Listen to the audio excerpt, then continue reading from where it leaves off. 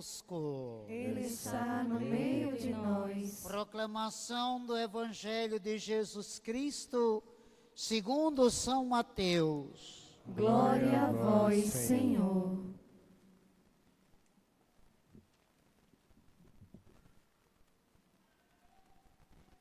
A origem de Jesus Cristo foi assim.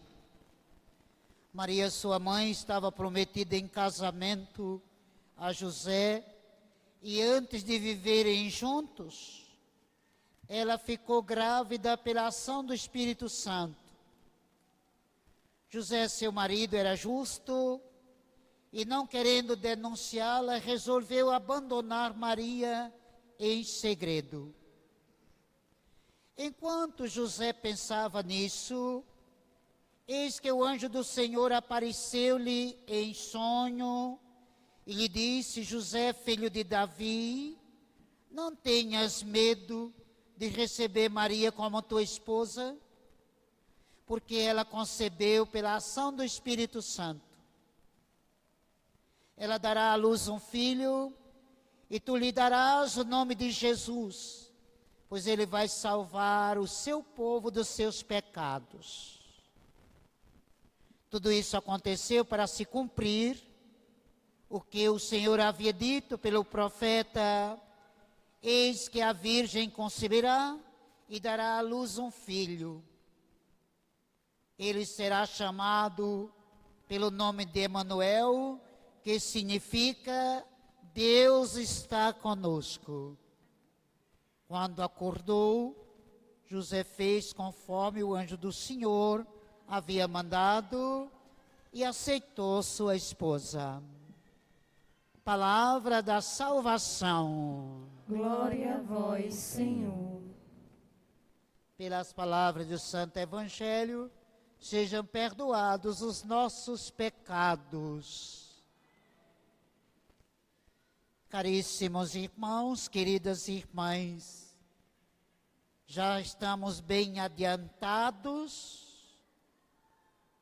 nesta caminhada de preparação para o Natal do Senhor. Estamos bem adiantados no tempo e no espaço. Talvez espiritualmente nem tanto. Mas a verdade é que nós já estamos bem adiantados. Quarto domingo do tempo do Advento. Primeiro domingo, a temática da vigilância. Vigiai, porque ele vai chegar, porque ele vem. Segundo domingo, convertei-vos, porque o reino dos céus está próximo. Toda a natureza está se transformando, está mudando, diz o profeta Isaías, e vocês também devem mudar a trajetória. Rebaixar os montes, aterrar os vales, alisar as asperezas, acertar os caminhos tortuosos, isto tudo no segundo domingo. Terceiro domingo, alegrai-vos, a temática da alegria. Alegrai-vos sempre no Senhor, alegrai-vos. A nossa alegria está chegando, a nossa alegria está presente em nosso meio. É Jesus, é o Emanuel, que já nasceu, que foi esperado pelos profetas antigos, desde os patriarcas. Foi esperado, até chegar a João Batista, acolhido por Maria e José, e assim ele já nasceu em nosso meio, ele já está presente na sua primeira vinda. Ele conosco conviveu, ele morreu e ressuscitou, e agora nós continuamos celebrando a sua memória, a sua Páscoa, e nos preparando para a segunda vinda, a sua vinda definitiva, a sua vinda gloriosa, a sua vinda gloriosa. Então, terceiro domingo, domingo da alegria. Quarto domingo, aí nós temos o exemplo de Maria e José, mas sobretudo a anunciação de José. Nós estamos acostumados a celebrar, a falar sempre a anunciação de Maria. Maria foi anunciada pelo Espírito Santo, que seria a mãe do Salvador. José também foi anunciado, que seria o pai adotivo do Salvador também. E aos dois o anjo do Senhor aparece. A Maria, ele vem de uma maneira, de uma forma. Maria tem um plano humano. Maria, como qualquer criatura humana, ela tem um plano. Ela é uma mocinha, mesmo tendo sido preparada desde o seu nascimento por Deus, para ser a mãe do seu filho, mas ela tem, como criatura humana, ela tem um plano. Ela tem uma maneira de entender. E o anjo vem dizendo: Maria, alegra-te, você vai ser a mãe do Salvador. Ela diz: como é que pode? Ela fica atônita, ela fica perturbada, ela fica preocupada. Como é que pode? Porque ela está ainda no plano humano. E o anjo diz: Maria, não se preocupe, não tenhas medo. A palavra de hoje é: não tenhas medo. Porque o que vai nascer de você é obra do Espírito Santo. Não é para você entender mesmo, não. É para você dizer sim. É para você cooperar. É para você colaborar. E ela diz: então, se é assim, que seja feita a vossa, de acordo com a vossa palavra, com a vossa vontade. Hoje é José, né? O anjo vem a José. José, ele é um homem justo, mas tem também o seu plano. O seu plano. Ele vive de acordo com a lei humana, com as leis humanas. Ele é um homem justo segundo a lei. E de repente, aquela moça que era prometida a ele em casamento, aparece grávida. Ele então pensa: se eu assumo, eu me difamo. Se eu denuncio Maria, eu me difamo e difamo também Maria. Ela vai ser apedrejada, porque a lei dizia que quem gerava filho, né? Quem gerava filho assim, sem se saber quem era o pai, aquela história toda, a lei dizia que tinha que ser apedrejado, porque se tornava uma espécie de adúltero, ou de adúltera. E José então diz: então eu vou silenciar, vou sair por aqui de fininho, né? Às escondidas, e vou deixar Maria.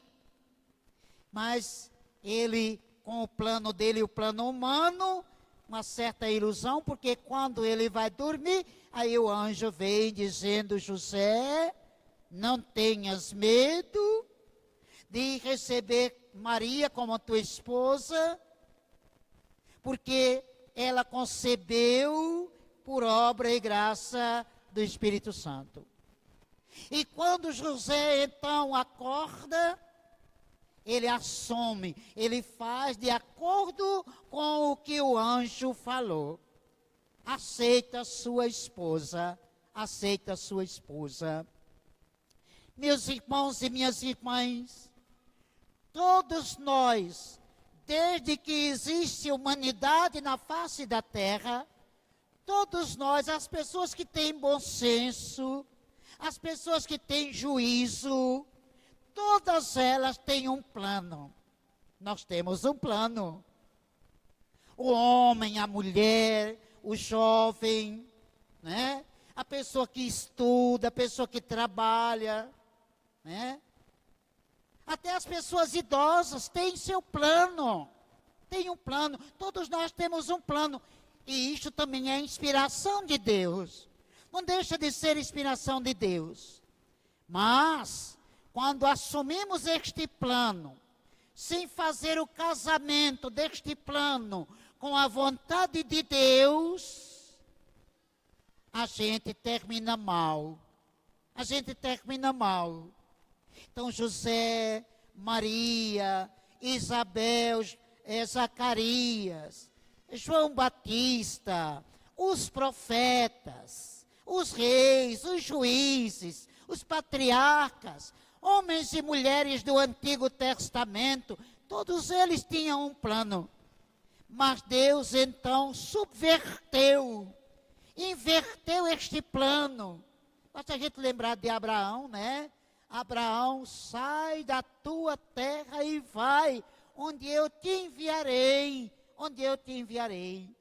Então é preciso que estejamos atentos, para que o nosso plano esteja de acordo com a vontade de Deus. Uma outra palavra que nos ajuda, Deus que criou o céu e a terra, que criou o universo, toda a natureza, que criou a todos nós, Ele nos criou sem a nossa participação. Mas Ele não nos salva sem a nossa participação. Ele quer que nós colaboremos com a nossa própria libertação, com a nossa salvação, com a paz, com a nossa alegria, com a nossa vivência, de acordo com a vontade dEle. Ele quer que colaboremos. É isto que vem nos dizer Maria e José nesta celebração do 4º domingo do Advento. O profeta, o rei Acás, 700 e poucos anos antes da encarnação do Filho de Deus, o povo de Israel estava num contexto de exílio. Estava definhando aquele povo. Vocês sabem que quando Jesus nasce, existe apenas um restinho do povo de Israel. O povo definhou. Então aquele povo estava definhando, aquele povo estava assim em decadência. E Acás sendo o rei daquele tempo, então o profeta se dirige a ele e diz, é como se dissesse assim, não confia totalmente no teu plano, não. Pede um sinal do céu, pede um sinal que venha das alturas do céu, das profundezas da terra. E Acás, certamente um homem escrupuloso com a lei, ele diz, não, eu não vou incomodar a Deus. Eu não vou incomodar a Deus para isso. De uma certa maneira, Acás se coloca aí num caminho egoísta, numa compreensão egoísta. E o profeta então diz, pois eu mesmo vou pedir este sinal. E o sinal é este, uma virgem dará à luz a um filho que se chamará Emanuel, que se chamará Deus conosco. Então, lá o profeta profetiza isto e agora aconteceu, se realizou, o filho de Maria nasceu para nós e nos salvou. É o nosso libertador, é o nosso salvador, Desde a mais antiga fé, desde Abraão, Deus fala através de sinais. São muitos os sinais. Ele continua falando para nós hoje através de sinais. A Bíblia é um sinal. Os sacramentos da igreja são sinais para nós. Primeiro sinal é o batismo. Os sinais da natureza, das circunstâncias, das surpresas de Deus que acontecem na nossa vida. Nós precisamos estar atentos para estes sinais. Até um sonho muitas vezes é um sinal. Um pensamento, uma oração no silêncio diante do Santíssimo Sacramento, ele vai nos dizer, ele vai nos mostrar sinais. Nos mostrar sinais. Então, meus queridos irmãos e minhas irmãs, ao longo da nossa vida, nós precisamos estar sempre com um olhar contemplativo, um coração aberto, uma mente livre para poder acolher os sinais de Deus, na nossa vida. O Natal, o Advento, a liturgia da igreja, as cores, tudo isto são sinais para nós. Agora, é preciso que entendamos muitas coisas como sinal. Por exemplo, nós temos a coroa do Advento, nós temos a árvore de Natal, nós temos a manjedoura, o presépio que a gente faz lá em casa ou na comunidade. Nós temos a iluminação da praça, da casa, a pintura nova. Quem pode troca até aquele móvel, prepara um jantar gostoso para a noite do Natal, recebe mensagens, faz visitas, recebe visitas. Tudo isto são sinais. Mas o sinal maior é uma virgem concebeu um filho que significa Emanuel, Deus está conosco. Comemoramos o aniversário, não é apenas um aniversário, é Ele que vem todos os dias, na sua Páscoa semanal, na Páscoa diária, Ele que vem todos os dias, sim. Nós precisamos então entender que tudo o que nós realizamos como sinais, como ornamentos, isto tudo deve partir desta verdade. Jesus Cristo nasceu, Jesus Cristo está nascendo na minha vida.